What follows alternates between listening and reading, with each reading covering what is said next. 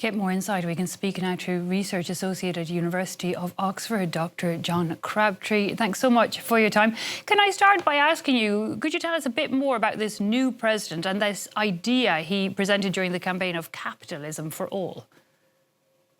Yes, well, Rodrigo Paz is the scion of an old political family. I mean, as you mentioned, his father was a former president in the late 1980s, beginning of the 1990s. He's also the great-nephew of Victor Paz Estenssoro, the very man who made the Bolivian Revolution in 1952. And he was previously the mayor of Tarija, which is a small department in the southeast of Bolivia.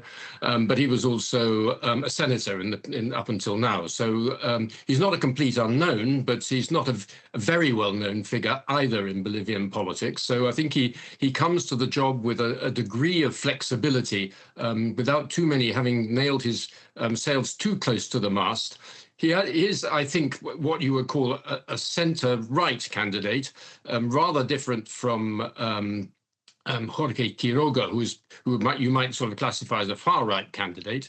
But certainly it's the case that this represents a major shift in Bolivian politics, as you mentioned earlier, that the Movimiento al Socialismo, has been the dominant party in Bolivia for the last 20 years. It was first elected under Evo Morales in 2005. So it represents a big change, I think, in terms of tone. Of course, but maybe less radical. The change will be less radical than if Quiroga had won.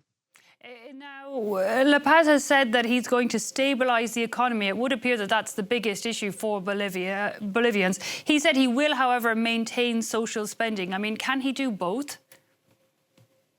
I think it's going to be a tricky act. He needs to access dollars to stabilize the economy. One of the problems facing the outgoing regime has been the scarcity of dollars. Now, there is quite a large number of loans which have been blocked by the outgoing Congress, which he can rely on. But unlike Quiroga, who promised to go to the IMF, which of course would bring major conditionalities, not doing so gives him a slightly freer hand in terms of economic policy. But it's going to be a big change. And capitalismo por todos is a slogan. It doesn't mean very much, I don't think, in practice. But he's going to have to try to craft a stabilization package which is rather more gradual and negotiated than would be in the case if Quiroga had won. Can you tell us a bit more about Bolivia's economy? I mean, it seems that they've been heavy on fuel subsidies for a long time, but their gas resources are pretty much gone. However, when we think of Bolivia, we do think of other rich resources, notably those rare minerals. That's right. I mean, Bolivia has up to now been very dependent on gas exports to Brazil and to Argentina. These have diminished. The amount of proven reserves have diminished dangerously low. And also Argentina has having found gas of its own, has suspended the imports that it got from Bolivia. So the country has gone through a problem there. At the same time, the system of subsidies, which has existed now for the best part of 20 years, continues. It is expensive. It's a draw on the resources of the state, the fiscal resources of the state. Costs them a lot of money to import diesel and petroleum. And therefore, the ability to stabilize the economy won't come easy. The country does need an infusion of dollars. Now, whether or not the amount of loans which, as mentioned, which have been held up, actually provides that sufficient amount of dollars is a moot point. I suspect they may have to go and get more loans. And that will, of course, bring with it conditions.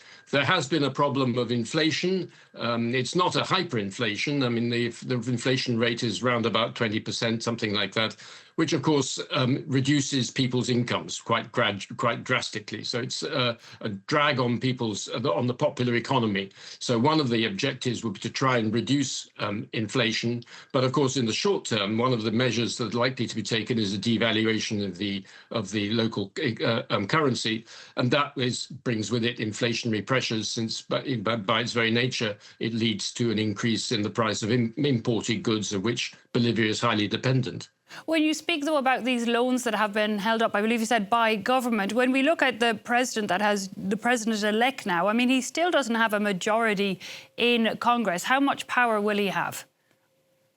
Well, he finds himself in a better position than if Quiroga had won. I mean, he has a bigger block of votes in the Legislative Assembly than the Quiroga camp does. He can probably count on forging alliances with other parties, particularly with the party of the candidate that came third in the first round of elections, Samuel Doria Medina's party, though he can probably negotiate some sort of deal with them. But I mean, the assembly is by its nature fractious, and the strength of parties, they're not very disciplined organizations, so it may be more problematic than just the mathematics would suggest. Another thing Paz has said, though, on his to-do list is to put Bolivia back on this international stage. You talked there about the US dollars. We have seen US relations cool over the last 2 decades. How do you see things going from here? Oh, relations have been very bad. I mean, one of the main points of the mass agenda has been what it would see as sort of anti-imperialism, which means anti-North American. The mass was forged out of the war on drugs in the Chapare, which gave rise to Evo Morales in the first place.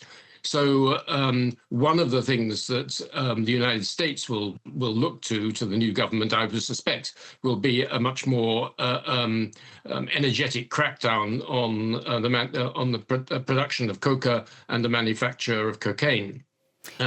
But having said that, I mean, I think that Bolivia will want to keep its options open. It will not wish to side entirely with the United States at the expense of China. China is important for Bolivia, potentially so anyway. And I think that that they will try to maintain a kind of balance in foreign policy. Though, of course, one of the things that if Quiroga had won, it would have been much closer to Washington's desires, I think. And any arrangement with the IMF has to have the support and approval by the US Treasury, which would probably imply certain conditionalities. Okay, but that gives. Sorry to interrupt you, but I was just thinking, Paz seems to be the centre-right candidate compared to the far-right candidate, but nonetheless, Bolivia taking a turn towards the right, and it's something we're seeing in neighbouring countries in South America as well. I mean, are they comparable? Is there overall a turn towards the right, and why? I think there is. I mean, we've seen a right-wing government take over in Ecuador. It's quite likely that the right-wing candidate in the coming Chilean elections will win. That seems to be a prediction that people are making, and it's also quite likely that a more right-wing candidate will win in Colombia, and of course, who knows what's going to happen in Venezuela. So it's there is. I mean, the pink tide, which was what gave rise to the mass in the first place. I mean, a switch in Latin America towards more progressive left-of-centre governments looks like sort of ebbing further and further to the right. Dr. John Crabtree, we'll have to leave it there, but thank you so much for joining us and bringing us your insight here on It All on France 24. Much appreciated. To Dr. John Crabtree there of Oxford University.